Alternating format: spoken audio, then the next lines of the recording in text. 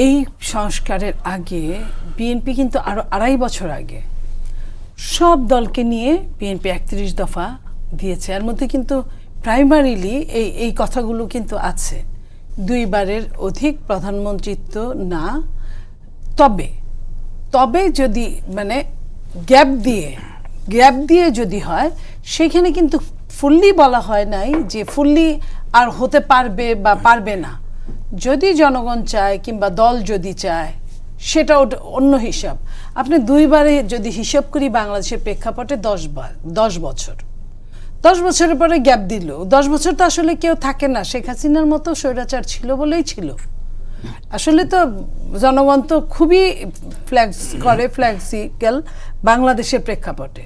একটা সরকারের প্রতি ক্ষুব্ধ থাকে, অনমনীয় থাকে এবং সরকারের কাজকর্ম ভালো লাগে না, তারা আরেকজনকে ভোট দেয়। সুইং ভোটগুলো কিন্তু খুবই ইম্পর্টেন্ট বাংলাদেশে। তো সেই জায়গায় আপনার ২ বার পরপর যেটা বলা হয়েছে, এটা কিন্তু ওই যে গ্রামে একটা কথা বলে ধান নাই খ্যার পাড়ানো, মানে খড় হচ্ছে ধানের যে ইটা গাছটা, তো চিটা খড় পাড়াইলে চিটা বের হবে ধান যদি না হয়, তো ওই চিটা বের হয়ে যত কষ্ট হবে তো ওই হিসেবে কিছুই আসবে না। তো এই যে সংস্কার, যেটা প্রিন্স ভাই বললেন যে এটা সংস্কার, তো এটা ধারাবাহিক একটা ব্যাপার, সংস্কারের কোনো শেষ নাই, সংস্কার চলমান।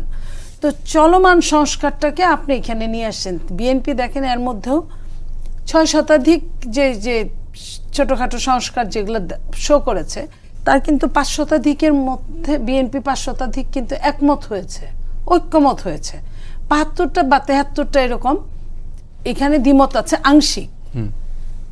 তাইলে আপনার মনে করেন যে বিএনপি তো অনেক বড় একটা কাজ করে ফেলেছে। এখন সব কাজের পরে আমি আপনাকে যদি বলি, সংস্কার সফলভাবে এই যে লাস্ট যে ১ তারিখে আমাদের নেতা জনাব তারেক রহমান সাহেব বক্তব্য রেখেছেন, কি বলেছেন, আপনার মানবিক করিডোর বলেন আর সংস্কার বলেন, এগুলা কিন্তু রাজনৈতিক দলের কাজ, যে রাষ্ট্র পরিচালনা করবে পরবর্তীতে, তাদের হাত দিয়ে এটা সফলতা পাবে।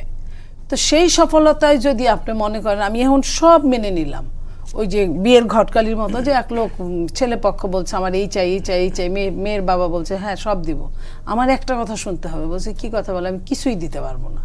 তা এরকম যদি পরবর্তীতে এমপিরা যারা সংখ্যাগরিষ্ঠতা নিয়ে পাশ করবে, এখন আপনি ৭০ অনুচ্ছেদ বলেন যাই বলেন না কেন, ওইখানে কিন্তু সব দলই মিলেই কিন্তু এই কাজটা করবে। ৭০ অনুচ্ছেদে চরমভাবে কিন্তু দলের বিপক্ষে চরমভাবে যেতে পারবে না, কিছু কিছু স্পেশাল জায়গা আছে ক্যাটাগরিতে, সেটার বাইরে যেতে পারবে।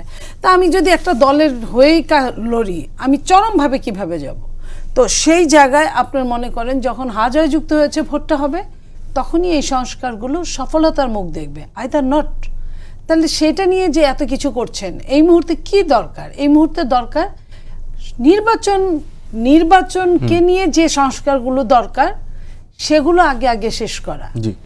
আপনি আবহমান কালে সংস্কার নিয়ে বসছেন, আপনার এনসিপি কি বলে, এনসিপি যা বলে সেটাই কি আমার শুনতে হবে? এনসিপি কে? এনসিপির তো কোনো আপনার রেজিস্ট্রেশনই নাই এখন পর্যন্ত। তাহলে আমি এনসিপির কথাই যদি শুনি, তাহলে তো আমি সেকেন্ড রিপাবলিকই করা দরকার।